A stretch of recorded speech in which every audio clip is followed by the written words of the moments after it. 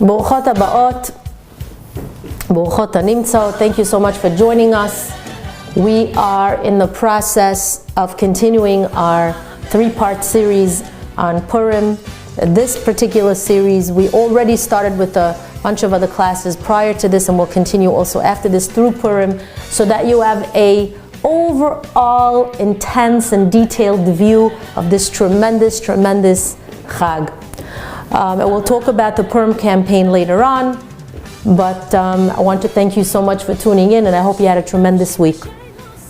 In our last class, we spoke about Esther HaMalka's impassioned plea before Achashverosh, and we pointed out that her words echo the words that Yehuda ben Yaakov alav shalom used in Sefer Bereshit as he stood in front of Yosef HaTzadik, the viceroy of Egypt.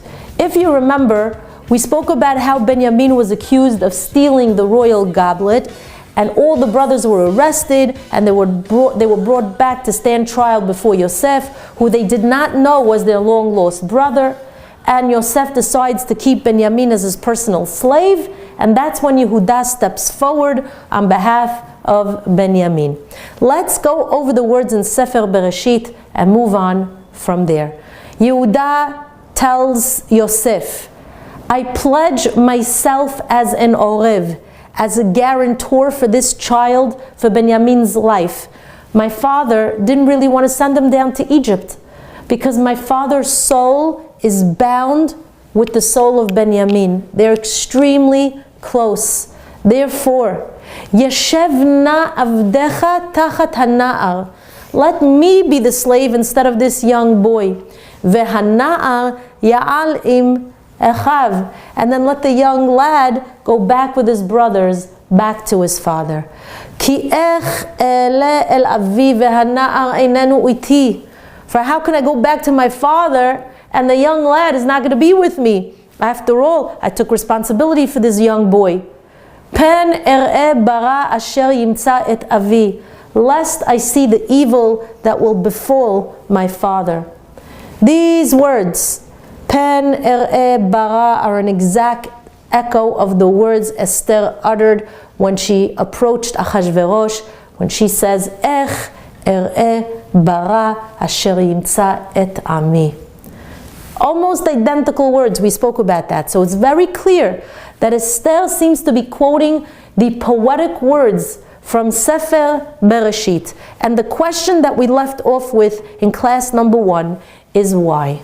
Why was Esther using similar words from the story of Yosef and his brothers?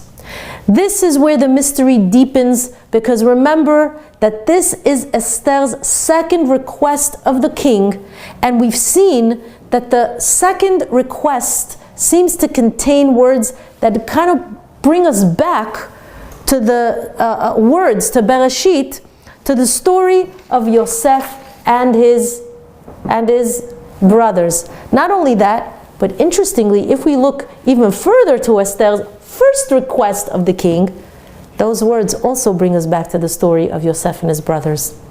So let's read Esther's first request to the king, the one where she talks about being sold. Remember we spoke about that strange word. The word sold should strike a chord in you.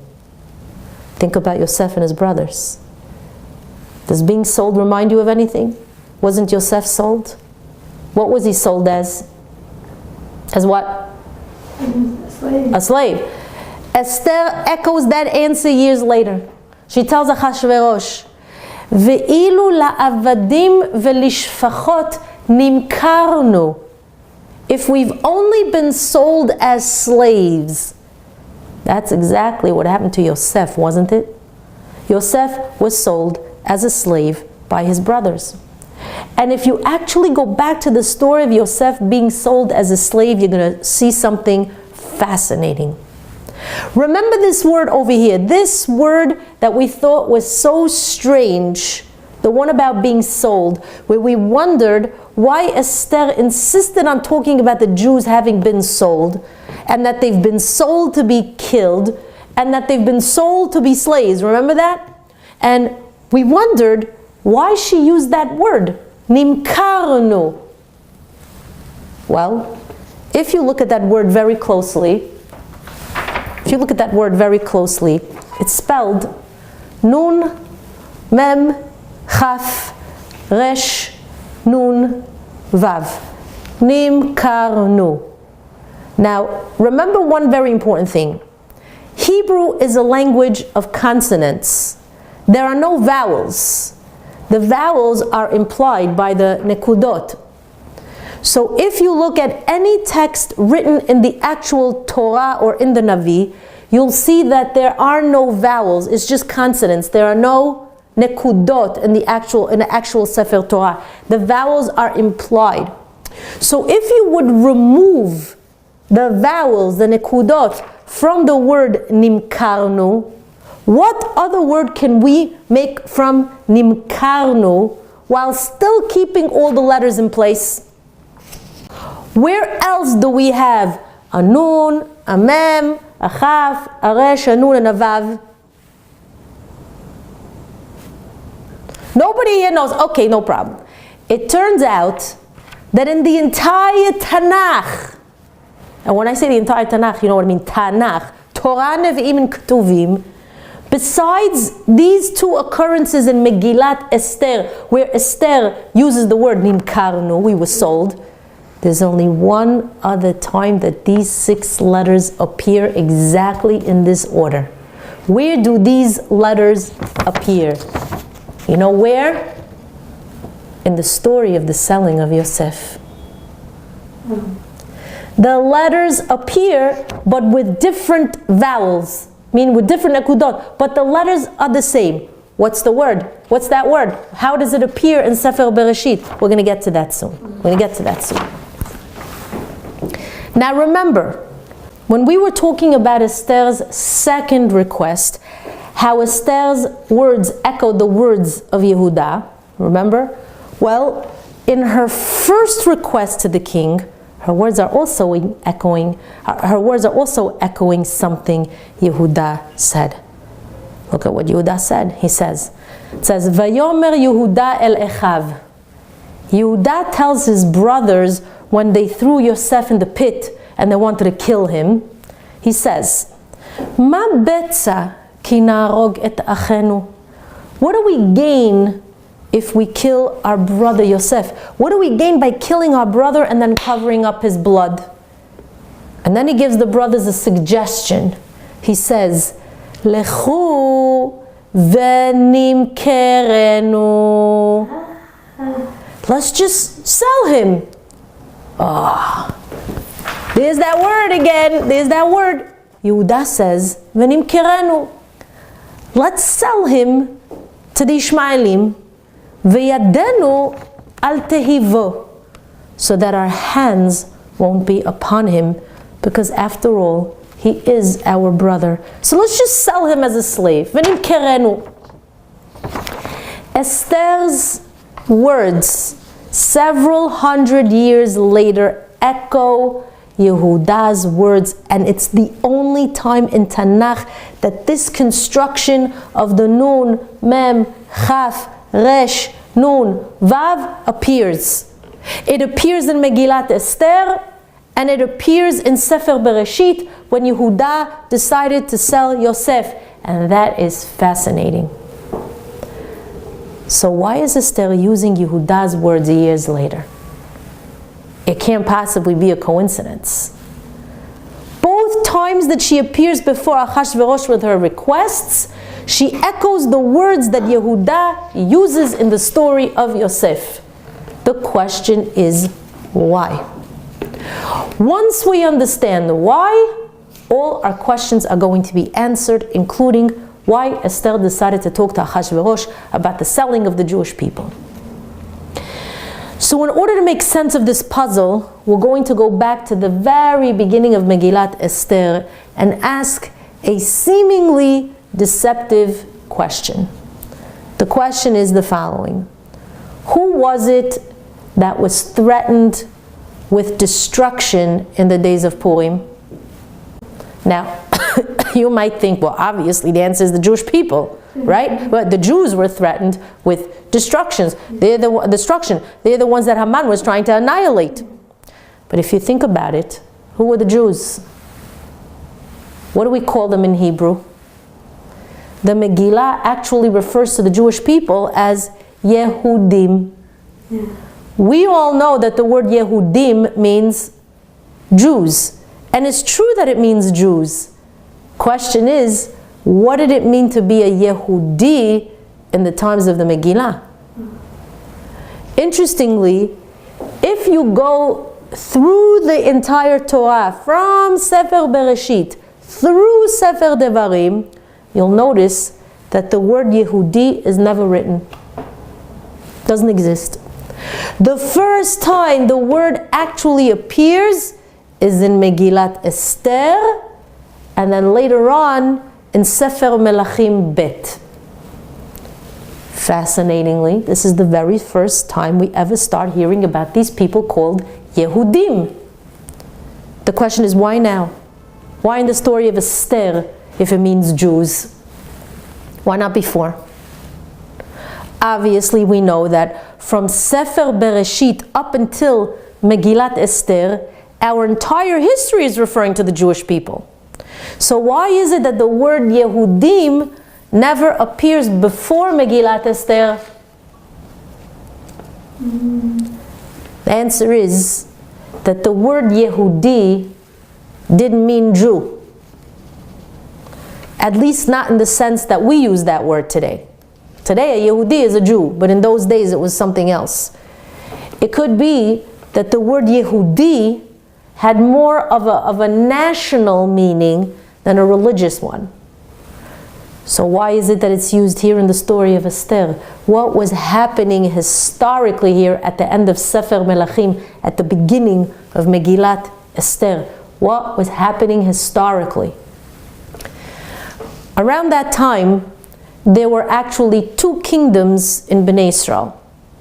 There was the northern kingdom, which was generally referred to as Malchut Israel, or sometimes known as Malchut Ephraim. And the second kingdom was Malchut Yehuda. So the nation was divided in the sense that some of the tribes were under the leadership of Malchut Yehuda, which was the kingdom of David HaMelech, alav shalom. And the remainder of the Shvatim were governed by Malchut Israel. So far, so good.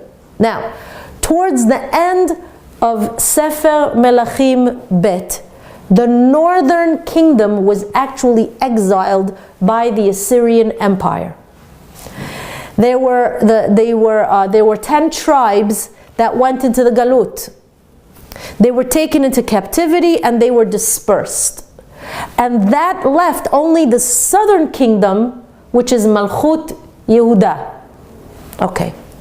And that's when you first start hearing the word Yehudim and the word Yehudi, which in context doesn't necessarily mean the Jews, but rather the residents of Malchut Yehuda. If you were a Yehudi, it meant that your passport said Yehuda on it. You were from Malchut Yehuda. It meant you were from the kingdom of Yehuda. Makes sense. Makes sense, no? Later on, in Sefer Melachim, the kingdom of Yehuda was eventually exiled as well. Malchut Yehuda was invaded by Bavel, and the Jews were taken to Babylonia. Eventually, which by the way is Iraq today, eventually Bavel itself was conquered by the Persian Empire, and that's what sets up the entire story of Purim. So who's in Persia? All these people who were exiled from who? From where? Yehuda. From the kingdom of Yehuda. All these Yehudim were in Paras Umadai. So who's in the kingdom of Yehuda? It's not just Yehuda. There were probably some stragglers from all the tribes, that went into exile, people who ran away and snuck into Malchut Yehuda, plus Jews from Shevet Yehuda, obviously, and we're also told that there was one little small Shevet also.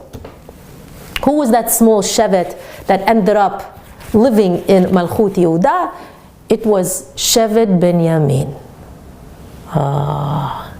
That's interesting. Here we are talking about stories that involve Yehuda and Benjamin, and these two tribes are now centered around the story of the exiles as well. So let's travel for a moment to the Persian Empire and come back to the question of who was threatened with destruction in the days of Purim. Who was it that Haman was trying to annihilate? Well, Haman was trying to kill all these Yehudim over here who ended up in Paras Umadai. He wanted to get rid of the nationality, the people who consider themselves a nation. He wanted to be rid of these remnants of the kingdom of Yehuda. But it sets up a very interesting situation.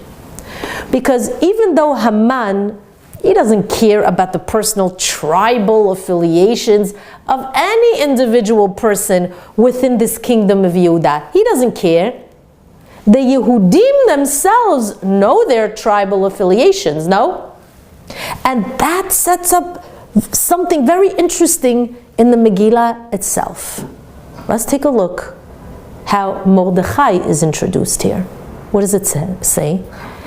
Ish Yehudi haya b'Shushan habira. Normally, these words are translated as, there was a certain Jew who was situated in the capital city of Shushan. But maybe there's another translation. Based on what we just learned, it could mean that there was a certain man from the kingdom of Yehuda, meaning once upon a time there was a man from the kingdom of Yehuda who lived in Shushan. What was his name? His name was Mordechai. But then the Megillah continues and provides us with his lineage. What does the pasuk say? Ushmo Mordechai. And his name was Mordechai ben Yair ben Shimei ben Kish Ish Yamini. Oh, that's interesting. He was from Shevet Benyamin, Ish Yamini. So even though he was a Yehudi to all external appearances, meaning that he was part of the nation of Yehuda, he was from Malchut Yehuda, but his tribal affiliation was that of Benjamin. Very good. So we have a man with a dual identity. We have an Ish Yehudi and an Ish Yemini. That, ladies, sets up the tension right at the start of the Megillah. Now let's see who Esther was. Esther was Mordechai's cousin.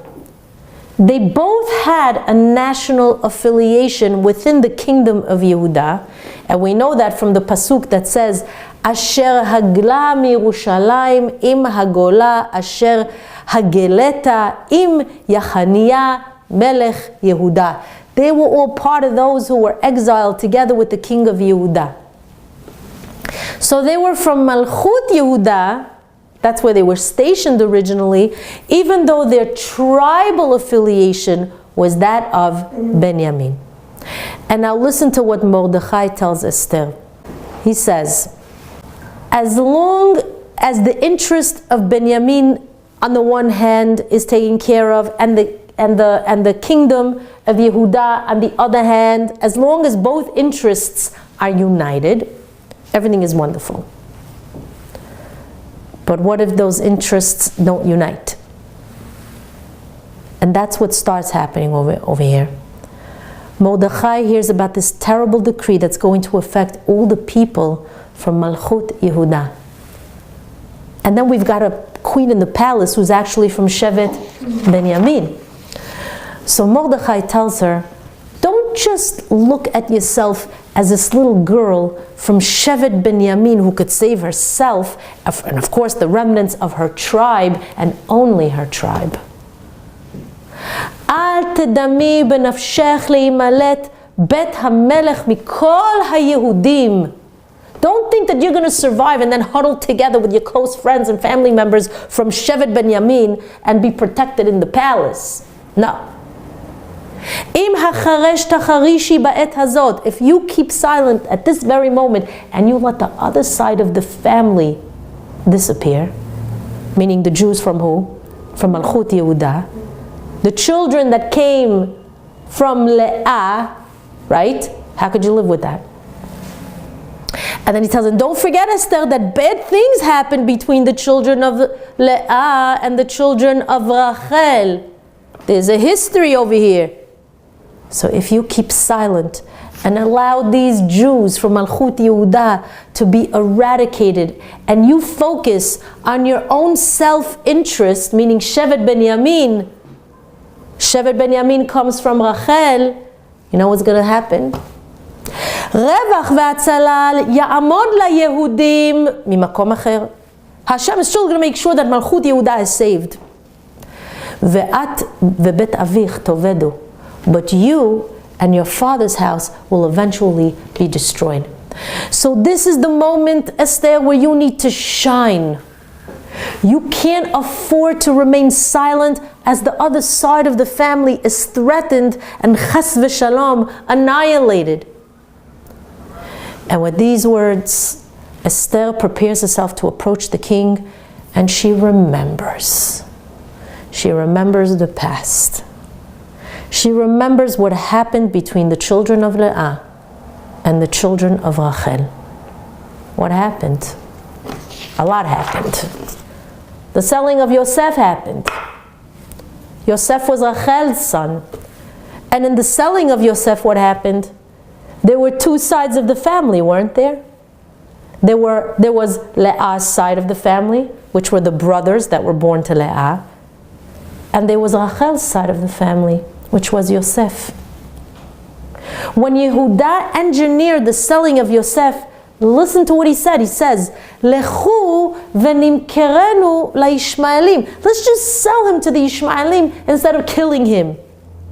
All of a sudden, Esther HaMelkah remembers that. She remembers that when she speaks to the Hashverosh, and that's why she says what she does. That's why she uses the language that Yehuda used, because she seems to be remembering the selling of Yosef HaTzadik. And not only is she remembering the selling of Yosef in terms of that one word, v'nimkarnu, as she says, is not about just that one word. It's about everything else that she says. Everything she says is emphasized with the bitter memories of what Yehuda said right over here to the brothers. What did Yehuda tell the brothers? Vayomer Yehuda el Echav, Ma betza ki naharog et achinu v'chisinu et damo. What do we really gain from letting Yosef die in the pit and then covering his blood? We can't let him die. Lechu v'nimkerenu la'Ishmaelim. Let's just go and sell him out to the Ishmaelim. V'yadenu al tehivo. But our hands should not be upon him in this way. We're not going to be guilty of having his blood on our hands if we just sell him. Ki achinu besarenuhu. Because after all, he's our brother. He's our flesh and blood. So if we'll sell him, we'll make a little profit on him, but we won't be guilty of killing him and then covering up his blood. So it's much better to sell him than to actually kill him. At least we'll make a profit on him. Ladies, Yehuda here in this moment makes a profit-loss calculation with his brothers. He says, we can't let our brother die, but we could sell him as a slave. It may just be a little better if we sell him. He won't die if we sell him as a slave, so we're good to go. Plus, we'll make a little profit on him. When else did that happen? If you fast forward a few centuries later, we hear exactly the same thing from Esther. Esther, in her talk with the Hashverosh, is also making a profit-loss calculation. She says, I'm appealing to you because the Yehudim, the other side of the family, they're going to die. And that's why I'm coming to you. And I want to point out to you, Ahashverosh, that theoretically, you know that if they were only going to be sold as slaves instead and not be killed, that is, memories of when my side of the family was sold as slaves. They're all coming to me. And if they were only sold as slaves, I could see myself keeping quiet, because they sold my side of the family as slaves and they kept quiet. At least they're not dead. They're just sold as slaves. But I'm remembering what Mordechai said to me. He actually told me not to keep silent and allow this to happen. I shouldn't allow this to happen. He told me that, of course, I could always tell myself that I'm not the one wiping out the other side of the family. I'm the one killing them. I know why it might suit me on some level to keep quiet.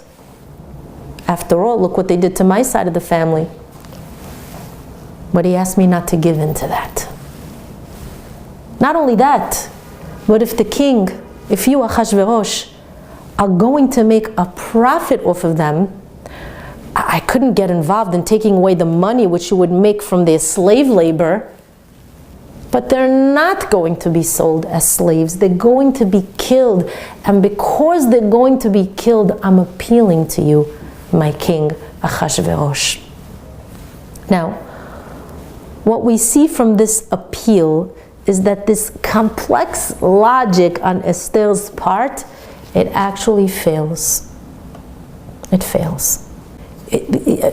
As she speaks and you're reading her words, you could almost hear the bitterness over the centuries in Esther's voice. She's remembering what they did to her side of the family. And Esther didn't succeed. She manages to get Haman killed, but that's it. The decree against the Jews is still going to take place. At this point, had the Megillah ended right here, right after Esther's first appeal to the king, it would not have been a holiday. It would have been a Holocaust, because the Jews would have all been destroyed. All those Yehudim from Malchut Yehuda would have been killed. The reason why it turned into a festive and joyous Chag was because Esther had one more chance.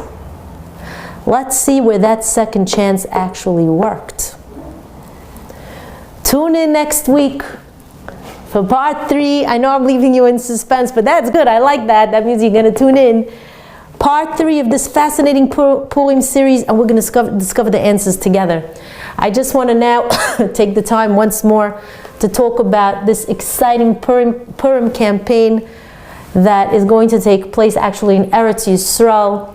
There's a beautiful and amazing organization that I'm involved with that's called Ner Rachamim. It's my Rav and Rabanit's organization. They have a keilah of over 500 families that are all Baalei Teshuvah. And we need funding for Purim for these families. These families are not rich families. Some of them don't even have families that they could actually go to for the Chag. And even if they did, they don't celebrate it the way it's supposed to be celebrated. So we have now what we call an Israel Purim campaign, which is to help Ner Rachamim create these amazing events. Number one, for the young kids and the teenagers, that instead of roaming around in the streets, they'll have actually some entertainment and activities over the Chag. And the day of Purim to create a huge communal Seudah, where we're going to rent a tent and rent chairs and tables, a catering, a DJ, and feed these families for Purim. They should have a Seudah and feel like everybody else. And of course we need money for this. This is thousands of dollars that has to be shelled out. Of course, anybody who does donate has a tremendous zchut in this amazing zchut of tzedakah in Eretz Yisrael, and these families that could really use our help. You could log on to ohelsarah.com and make your donation there. When you make the donation, make sure that you highlight that it's for the Purim campaign in Israel, and you can even define it even more by letting us know which campaign you want to be involved in. Do you want to sponsor the children's event, or do you want to sponsor the meal on the actual day of Purim? We will, after that, create a clip of these two events that took place, so that you should see with your own eyes the tzedakah that you helped the meal that you help to create, the events that you help to create, so you know your money is going to a great place. It's a tremendous zechut for you to help these children and these Bali Tshuva families in Eretz Yisrael. You don't get a chance to do that every single day. So your money is going to a great cause. It's not going to candies and who knows what. It's going to a real meal and for simcha, to give simcha to these people. I want to wish you all a tremendous week, a week of siyata dishmaya, a week of hope, a week that I hope will usher in the Geula Shlema bimhera b'yamenu. Amen ken, yehi ratzon.